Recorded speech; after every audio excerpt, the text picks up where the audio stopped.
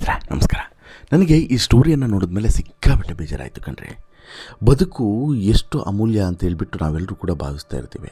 ಆದರೆ ಬದುಕನ್ನು ತುಂಬ ಲೈಟಾಗಿ ಸ್ವೀಕರಿಸಿದಂಥ ಕೆಲವರು ಬದುಕನ್ನು ಹೇಗೆ ಹಾಳು ಮಾಡ್ಕೊಳ್ತಾರೆ ಅಂತೇಳಿ ಒಂದು ಕಡೆ ಬೇಜಾರಾದರೆ, ಮತ್ತು ಇವರಿಗೆ ಇಂತಹದ್ದು ನಿರ್ಧಾರವನ್ನು ತೆಗೆದುಕೊಳ್ಳುವಷ್ಟು ನೋವನ್ನು ಒಬ್ಬ ವ್ಯಕ್ತಿ ಕೊಟ್ಟಿದ್ದಾನೆ ಅಂತ ಹೇಳಿದರೆ ಏನೆಲ್ಲ ಆಗಬಹುದಲ್ವ ಬದುಕಲ್ಲಿ.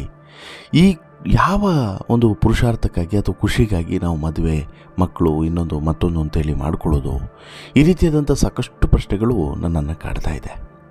ಯಾಕೆ ಅಂತ ಹೇಳಿದರೆ, ವಿಡಿಯೋ ಕಾಲ್ನಲ್ಲೇ ಬೆಂಗಳೂರಿನಲ್ಲಿದ್ದಂತಹ ಸಂದರ್ಭದಲ್ಲಿ ವಿಡಿಯೋ ಕಾಲ್ನಲ್ಲಿ ಈ ನಟಿ ಮತ್ತು ಗಂಡನ ನಡುವೆ ಜಗಳ ಆಗಿದೆ. ಆದರೆ ಈ ನಟಿ ದುಡುಕಿನ ಒಂದು ನಿರ್ಧಾರವನ್ನು ತೆಗೆದುಕೊಂಡು ಬಿಟ್ಟಿದ್ದಾಳೆ. ಗಂಡ ಅಲ್ಲಿದ್ದಾನೆ, ವಿಡಿಯೋ ಕಾಲಲ್ಲಿದ್ದಾನೆ, ಇವಳಿಲ್ಲಿ ದುಡುಕಿನ ನಿರ್ಧಾರವನ್ನು ತೆಗೆದುಕೊಂಡಿದ್ದಾಳೆ. ಆಕೆ ತೆಗೆದುಕೊಂಡಂತಹ ದುಡುಕಿನ ನಿರ್ಧಾರ ಕೊನೆಗೆ ಆಕೆಯ ಬದುಕನ್ನೇ ಅಂತ್ಯ ಮಾಡಿಬಿಟ್ಟಿದೆ. ಅದು ಕೂಡ ಆಕೆ ನಟಿ, ಬದುಕನ್ನು ನಾನಾ ಅರ್ಥಗಳಲ್ಲಿ ನೋಡಿದಾಕೆ, ಧಾರಾವಾಹಿಗಳಲ್ಲಿ ಇಂತಹದ್ದೇ ಕ್ಲಿಷ್ಟಕರವಾದಂಥ ಪಾತ್ರಗಳಲ್ಲಿ ನಟಿಸಿದಾಕೆ. ಹೀಗಿರುವಂಥ ಸಂದರ್ಭದಲ್ಲಿ ಆಕೆ ಇಂತಹ ದುಡುಕಿನ ನಿರ್ಧಾರವನ್ನು ತೆಗೆದುಕೊಂಡಿದ್ದು ಯಾಕೆ ಅನ್ನೋದು ಈಗಿರುವಂಥ ಪ್ರಶ್ನೆ. ಅದಕ್ಕೆ ಉತ್ತರವನ್ನು ಕೊಡ್ತೇನೆ, ಹಾಗೆ ನಾನು ನಟಿ ಯಾರು ಅನ್ನೋದನ್ನು ಕೂಡ ಹೇಳ್ತೀನಿ. ಅದಕ್ಕಿಂತ ಮುಂಚೆ ನೀವು ಇನ್ನೂ ಕೂಡ ನಮ್ಮ ಚಾನಲನ್ನು ಸಬ್ಸ್ಕ್ರೈಬ್ ಮಾಡಿಲ್ಲ ಅಂದರೆ ದಯವಿಟ್ಟು ಕೂಡಲೇ ಸಬ್ಸ್ಕ್ರೈಬ್ ಮಾಡಿ ಸ್ನೇಹಿತರೆ. ನೋಡಿ, ಹಿಂದೆ ಒಂದು ಕಾಲ ಇತ್ತು. ಆ ಕಾಲದಲ್ಲಿ ಗಂಡ ಹೆಂಡತಿರು ಜಗಳ ಮಾಡಿದ್ರೆ ಉಂಡು ಮಲಗೋ ತನಕ ಅನ್ನೋಂಥ ಮಾತುಗಳು ಸಹಜವಾಗಿ ಇರ್ತಾಯಿತ್ತು. ಎಷ್ಟೇ ಸಮಸ್ಯೆ ಇದ್ದರೂ ಕೂಡ, ಭಿನ್ನಾಭಿಪ್ರಾಯಗಳಿದ್ದರೂ ಕೂಡ ದಾಂಪತ್ಯದಲ್ಲಿ ಮನವೊಲಿಸಿ, ಕಾಳಜಿಯನ್ನು ತೋರಿಸಿ, ಕ್ಷಮೆಯನ್ನು ಕೇಳಿ ದಾಂಪತ್ಯದ ಬಂಡಿಯನ್ನು ಎಳಿತಾಯಿದ್ರು. ಅಥವಾ ಎಷ್ಟೇ ದೊಡ್ಡ ಸಮಸ್ಯೆಗಳು, ಕಿರಿಕಗಳು ಬಂದರೂ ಕೂಡ ಇಬ್ಬರು ಕೂಡ ಗಟ್ಟಿಯಾಗಿ ನಿಂತು ಅದನ್ನು ಎದುರಿಸೋಣ ಅನ್ನುವಂತಹ ಆತ್ಮಸ್ಥೈರ್ಯವನ್ನು ತುಂಬ್ತಾಯಿದ್ರು. ಇನ್ನು ಗಂಡ ಅಂತ ಹೇಳಿದ್ರೆ ಬದುಕಿನ ಇಡೀ ಈ ಜಡಕ ಬಂಡಿಯನ್ನು ಎಳ್ಕೊಂಡು ಹೋಗುವಂಥ ಸಾರಥಿ. ಆತ ಎಷ್ಟು ಗಟ್ಟಿಯಾಗಿರ್ತಾನೋ, ಆತ ಎಷ್ಟು ಸದೃಢವಾಗಿರ್ತಾನೋ ಅದೇ ರೀತಿ ಬದುಕಿರ್ತದೆ ಅನ್ನುವಂತಹ ನಂಬಿಕೆ ಇದ್ದಂಥ ಕಾಲ ಅದು. ಆದರೆ ಈಗ ಎಲ್ಲವೂ ಕೂಡ ಬದಲಾಗಿದೆ. ಬದಲಾದಂಥ ಈ ಕಾಲಘಟ್ಟದಲ್ಲಿ ಗಂಡ ಹೆಂಡತಿಯ ಜಗಳ ಉಂಡು ಮಲಗುವ ತನಕ ಅನ್ನುವಂಥ ಮಾತು ಸುಳ್ಳಾಗಿ ಹೋಗಿದೆ. ಬದಲಾದಂಥ ಈ ಕಾಲದಲ್ಲಿ ಜಗಳ ಬೇರೆಯದೇ ರೂಪವನ್ನು ಪಡೀತಾ ಇದೆ. ಮಾನಸಿಕ ಖಿನ್ನತೆಗೂ ಕೂಡ ದೂಡ್ತಾ ಇದೆ, ಜೊತೆಗೆ ಜೀವನವನ್ನೇ ಅಂತ್ಯ ಮಾಡಿಕೊಳ್ಳುವಂಥ ನಿರ್ಧಾರಕ್ಕೂ ಕೂಡ ಕಾರಣವಾಗ್ತಾ ಇದೆ. ಅಷ್ಟು ಮಾತ್ರವಲ್ಲ, ಈ ಗಂಡನನ್ನು ಬಿಟ್ಟು ಮತ್ತೊಬ್ಬನ ಜೊತೆಗೆ ಹೋಗುವ ಮಟ್ಟಿಗೆ, ಅಥವಾ ಮಾತೆತ್ತಿದರೆ ಡಿವೋರ್ಸ್ ಅನ್ನುವಂತಹ ಒಂದು ಘೋಷಣೆಯನ್ನು ಮಾಡುವ ಮಟ್ಟಿಗೂ ಕೂಡ ಹೋಗಿಬಿಟ್ಟಿದೆ. ಇದಕ್ಕೆ ಈಗ ತಾಜಾ ಉದಾಹರಣೆ ಅಂತ ಹೇಳಿದ್ರೆ ನಟಿ ಸುಭಾಷಿಣಿಯವರು. ಹೌದು, ನಟಿ ಸುಭಾಷಿಣಿಯವರ ದುರಂತ ಅಂತ್ಯ ಇದಕ್ಕೆ ಬೆಸ್ಟ್ ತಾಜಾ ಎಕ್ಸಾಂಪಲ್. ಹೌದು, ಸುಭಾಷಿಣಿ ತಮಿಳಿನ ನಟಿ. ಮೂಲತಃ ಶ್ರೀಲಂಕಾದವರಾಗಿದ್ದಂಥ ಸುಭಾಷಿಣಿ ಬಣ್ಣದ ಮೇಲಿನ ಸೆಳೆತದಿಂದ 2012ರಲ್ಲಿ ಬಿಡುಗಡೆಯಾದಂತಹ ಶ್ರೀಲಂಕನ್ ತಮಿಳು ಚಿತ್ರ ಇನಿ ಅಬನ್ನಲ್ಲಿ ಪ್ರಮುಖ ಪಾತ್ರವನ್ನು ನಿರ್ವಹಿಸ್ತಾರೆ. ಅದಾದ ನಂತರ ಭಾರತಕ್ಕೆ ವಲಸೆ ಬಂದಂಥ ಸುಭಾಷಿಣಿ ಹಲವಾರು ಕಿರುಚಿತ್ರಗಳನ್ನು ಮತ್ತು ಸಾಮಾಜಿಕ ಜಾಗೃತಿ ಮೂಡಿಸುವಂಥ ಕಾರ್ಯಕ್ರಮಗಳಲ್ಲಿ ಕಾಣಿಸಿಕೊಳ್ತಾರೆ. 2023ರಲ್ಲಿ ಬಿಗ್ ಬಾಸ್ ಖ್ಯಾತಿಯ ಆರಿ ನಟಿಸಿದಂತಹ ಎಲ್ಲ ಮೇಲ ಇರುಕ್ಕಿ ವರಾನ್ ತಾಪುತ್ತಾನ್ ಅನ್ನುವಂತಹ ಒಂದು ಸಿನಿಮಾದಲ್ಲಿ ಮಹತ್ವದ ಪಾತ್ರದಲ್ಲಿ ಕಾಣಿಸಿಕೊಂಡಿದ್ದರು. ಇದರ ನಡುವೆ ಕಿರುತೆರೆಯಲ್ಲೂ ಕೂಡ ಅದೃಷ್ಟ ಪರೀಕ್ಷೆಯನ್ನು ಮಾಡಿದ್ದಂಥ ಸುಭಾಷಿಣಿ ಕಯಲ್ ಅನ್ನುವಂಥ ಧಾರಾವಾಹಿಯ ಮೂಲಕ ತಮಿಳುನಾಡಿನೆಲ್ಲೆಡೆ ಮನೆ ಮಾತಾಗಿದ್ದರು. ಸನ್ ಟಿವಿಯಲ್ಲಿ ಪ್ರಸಾರ ಆದಂತಹ ನಂಬರ್ 1 ಧಾರಾವಾಹಿ ಇದಾಗಿತ್ತು. ಕಿರುತೆರೆಯಲ್ಲಿ ಮತ್ತು ಬೆಳ್ಳಿತೆರೆಯಲ್ಲಿ ಒಂದೊಂದೇ ಮೆಟ್ಟಿಲನ್ನು ಏರ್ತಿದ್ದಂಥ ಸಂದರ್ಭದಲ್ಲಿ ಸುಭಾಷಿಣಿ ಕೆಲವು ತಿಂಗಳುಗಳ ಹಿಂದೆ ಬೆಂಗಳೂರು ಮೂಲದ ಬಿಪಿನ್ ಚಂದ್ರ ಅವರ ಜೊತೆಗೆ ಮದುವೆಯನ್ನು ಆಗ್ತಾರೆ. ಮದುವೆಯ ನಂತರ ಬೆಂಗಳೂರಿನಲ್ಲಿಯೇ ವಾಸವಾಗಿದ್ದಂಥ ಸುಭಾಷಿಣಿ ಕೆಲಸದ ಪ್ರಯುಕ್ತ ಚೆನ್ನೈಗೆ ಆಗಾಗ ಹೋಗಿ ಬರುವಂತಹ ಕೆಲಸವನ್ನು ಮಾಡ್ತಾಯಿದ್ರು.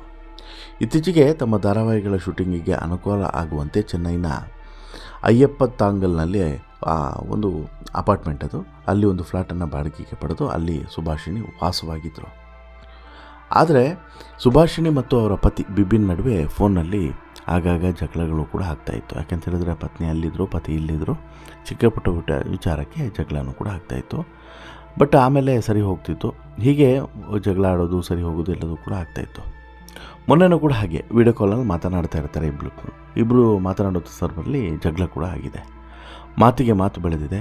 ಈ ವಾಗ್ವಾದದಿಂದ ಮನನೊಂದಂಥ ಸುಭಾಷಿಣಿ ಹೋಗಿಬಿಟ್ಟು ಜೀವವನ್ನು ತೆಗೆದುಕೊಂಡಿದ್ದಾರೆ. ಅಂದರೆ ಅವರು ಶರಣಾಗಿಬಿಟ್ಟಿದ್ದಾರೆ. ತಮ್ಮ ಪತಿ ಬಿಪಿನ್ ಚಂದ್ರ ಅವರಿಗೆ ಹೇಳಿದ್ದಾರೆ. ವಿಡಿಯೋ ಕಾಲ್ನಲ್ಲಿರುವಾಗಲೇ ಬೆಡ್ರೂಮ್ನಲ್ಲಿ ಆಕೆಯ ಜೀವನವನ್ನು ಅಂತ್ಯ ಮಾಡ್ಕೊಂಡ್ಬಿಟ್ಟಿದ್ದಾಳೆ. ಅದು ಕೂಡ ವಿಡಿಯೋ ಕಾಲ್ನಲ್ಲಿ ಇರುವಂಥ ಸಂದರ್ಭದಲ್ಲೇ. ಈ ಘಟನೆಯನ್ನೆಲ್ಲ ವಿಡಿಯೋ ಕಾಲ್ನಲ್ಲಿ ನೋಡ್ತಿದ್ದಂಥ ಪತಿ ಬಿಪಿನ್ ಚಂದ್ರ ಏನೂ ಕೂಡ ಮಾಡುವಂಥ ಪರಿಸ್ಥಿತಿ ಇರಲಿಲ್ಲ. ಯಾಕಂತ ಹೇಳಿದ್ರೆ ಬಿಬಿನ್ ಇರೋದು ಬೆಂಗಳೂರಿನಲ್ಲಿ, ಆಕೆ ಇರೋದು ಚೆನ್ನೈನಲ್ಲಿ. ಏನು ಮಾಡೋಕ್ಕೆ ಸಾಧ್ಯ? ವಿಡಿಯೋ ಕಾಲ್ನಲ್ಲಿದ್ದಾರೆ. ತಕ್ಷಣಕ್ಕೆ ಬಿಬಿನ್ ಪೊಲೀಸರಿಗೆ ಫೋನ್ ಮಾಡ್ತಾರೆ. ಬೇರೆಯವರು ಪೊಲೀಸರಿಗೆ ಮಾಹಿತಿಯನ್ನು ಕೊಡ್ತಾರೆ. ತಕ್ಷಣ ಪೊಲೀಸರು ಕೂಡ ಸುಭಾಷಿಣಿ ಅವರಿದ್ದಂಥ ಫ್ಲ್ಯಾಟ್ಗೆ ಧಾವಿಸಿ ಬಾಗಿಲು ಹೊಡೆದು ಒಳಗೆ ಹೋಗಿದ್ದಾರೆ. ಆದರೆ ಅಷ್ಟರಲ್ಲಿ ಆಕೆಯ ಪ್ರಾಣ ಪಕ್ಷಿ ಹಾರಿ ಹೋಗಿ ಆಗಿತ್ತು. ಸುಭಾಷಿಣಿ ಅವರ ಈ ದುಡುಕಿನ ನಿರ್ಧಾರದಿಂದ ತಮಿಳು ಕಿರುತೆರೆ ಆಘಾತಕ್ಕೀಡಾಗಿದೆ. ಇನ್ಸ್ಟಾಗ್ರಾಮ್ನಲ್ಲಿ ಸುಮಾರೊಂದು 4,30,000 ಫಾಲೋವರ್ಸ್ಗಳನ್ನು ಹೊಂದಿರುವಂತಹ ಸುಭಾಷಿಣಿಯ ಈ ಒಂದು ಸುದ್ದಿ ಎಲ್ರಿಗೂ ಕೂಡ ಸಿಡಿಲಿನ ರೀತಿ ಬಂದಪ್ಪಳಿಸಿದೆ.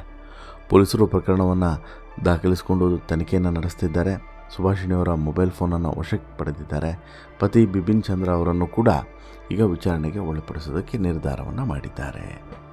ಆದರೆ ಇಲ್ಲಿ ನೋಡಿ, ನಾವು ಅದನ್ನೇ ಹೇಳುವಂಥದ್ದು, ಈ ಕೆಟ್ಟ ನಿರ್ಧಾರಗಳು ಯಾವ ರೀತಿ ಆಗಿಬಿಡ್ತದೆ ಅಂತೇಳ್ಬಿಟ್ಟು. ಒಂದು ಕ್ಷಣದ ಕೋಪ ಅಥವಾ ಒಂದು ಕ್ಷಣದ ಸಿಟ್ಟು ಬದುಕನ್ನೇ ಅಂತ್ಯ ಮಾಡ್ಕೊಂಡು ಬಿಡೋದಾದರೆ ಆ ಬದುಕಿಗೆ ಏನು ಬೆಲೆ ಇದೆ ಅಲ್ವಾ? ಇಲ್ಲೂ ಕೂಡ ಹಾಗೆ. ಹೀಗೆ ಇಷ್ಟು ವರ್ಷಗಳ ಕಾಲ ಇಷ್ಟು ಬದುಕನ್ನು ಪ್ರೀತಿಸ್ಕೊಂಡು ಇಲ್ಲಿವರೆಗೆ ಬಂದಾಕೆ, ಜೊತೆಗೆ ಪ್ರೀತಿಸಿ ಮದುವೆ ಆಗಿದ್ದು ಕೂಡ ಹೌದು, ಎಲ್ಲವೂ ಕೂಡ ಆಗಿದ್ದರೂ ಕೂಡ ಒಂದು ಸಣ್ಣ ಕೋಪಕ್ಕೆ ಅಥವಾ ಸಣ್ಣದೊಂದು ಗೊಂದಲಕ್ಕೆ ಅಥವಾ ಸಣ್ಣದೇನೋ ಒಂದು ಸಮಸ್ಯೆಗೆ ಈ ರೀತಿಯಾಗಿ ಆಕೆ ಜೀವವನ್ನೇ ತೆಗೆದುಕೊಳ್ಳುಕೊಳ್ಳೋದು ಅಥವಾ ಜೀವನ ಅಂತ್ಯವನ್ನು ಮಾಡಿಕೊಳ್ಳೋದು ಅಂತ ಹೇಳಿದ್ರೆ ಏನಪ್ಪ ಅರ್ಥ ಆಗಲ್ಲ. ಈ ಯೂತ್ಸಿಗೆ, ಈ ಯುವ ಸಮಾಜಕ್ಕೆ, ಸಮುದಾಯಕ್ಕೆ ಏನು ಅನಿಸಿದೆ? ಬದುಕು ಅಷ್ಟು ಲೈಟಾಗಿ ಯಾಕೆ ಇವರೆಲ್ಲ ಸ್ವೀಕರಿಸಿದ್ದಾರೆ? ಆಮೇಲೆ ಸಹಜವಾಗಿ ವೀಡಿಯೋ ಕಾಲ್ನಲ್ಲಿ ಜಗಳ, ಅದು ಕಾಮನ್. ಏನೋ ಒಂದು, ಈಗ ಸ್ನೇಹಿತರೆ, ಲವರ್ಸ್ಗಳೇ ಜಗಳ ಆಡ್ತಾರೆ. ಇನ್ನು ಗಂಡ ಹೆಂಡತಿ ಜಗಳ ಆಡೋದ್ರಲ್ಲಿ ಏನು ವಿಶೇಷತೆ? ಸರಿ ಹೋಗ್ತಿತ್ತು. ಬಟ್ ಹಾಗಂದ ಮಾತ್ರಕ್ಕೆ ವೀಡಿಯೋ ಕಾಲ್ನಲ್ಲೇ ಇದ್ಕೊಂಡು ಈ ರೀತಿಯಾದಂಥ ನಿರ್ಧಾರವನ್ನು ಯಾಕೆ ತೆಗೆದುಕೊಂಡ್ರು? ಏನಾಯಿತು? ಅದು ಮಾತ್ರ ಈಗ ಇರುವಂಥ ದೊಡ್ಡ ಪ್ರಶ್ನೆ. ನಿಮಗೆ ಅನಿಸುತ್ತೆ ಸ್ನೇಹಿತರೆ, ನಟಿಯ ಈ ದ್ವಂದ್ವ ನಿರ್ಧಾರ ಅಥವಾ ಗೊಂದಲದ ನಿರ್ಧಾರದ ಬಗ್ಗೆ ಮತ್ತು ಈ ಆಘಾತಕಾರಿ ಸುದ್ದಿಯ ಬಗ್ಗೆ ನಿಮ್ಮ ಅಭಿಪ್ರಾಯ ಏನು? ದಯವಿಟ್ಟು ನಿಮ್ಮ ಅಭಿಪ್ರಾಯವನ್ನು ಕಮೆಂಟ್ ಮಾಡಿ ತಿಳಿಸಿ. ಜೊತೆಗೆ ಇಷ್ಟ ಆಯಿತು ಅಂತ ಹೇಳಿದ್ರೆ ಲೈಕ್ ಮಾಡಿ, ಶೇರ್ ಮಾಡಿ, ಚಾನಲ್ಗೆ ಸಬ್ಸ್ಕ್ರೈಬ್ ಆಗೋದನ್ನು ಮರಿಬೇಡಿ. ಧನ್ಯವಾದ.